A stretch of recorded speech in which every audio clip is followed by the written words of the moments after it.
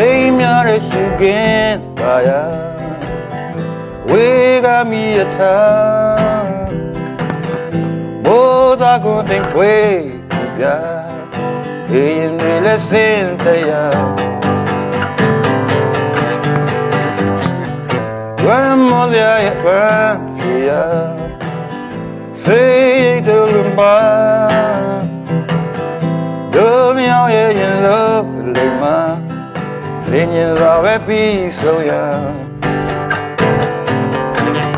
သူ့ဘောရင်ဘာလို့များပြောင်းလဲသွားဒီနှုံးခွင်ကအိုခုမှ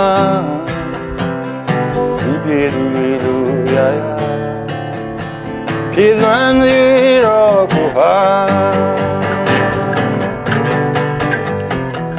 ဒီထွက်လိုက်ခြင်းရဲ့နေရာကိုယ်စိတ်တတညာအတွေ့လက်တခြားလူလေးနေရာရဖို့နဲ့မိကိုပုံမှန်ရှေးဝေးစွာကိုလေးစဉ်းစားခဲ့ရသူသဘောတရားနဲ့သူပိုင်ကြ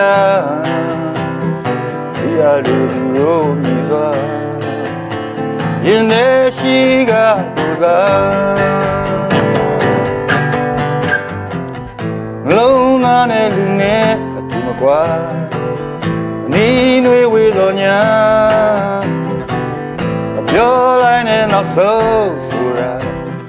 ကိုစီဒီတဲ့ဦးညာ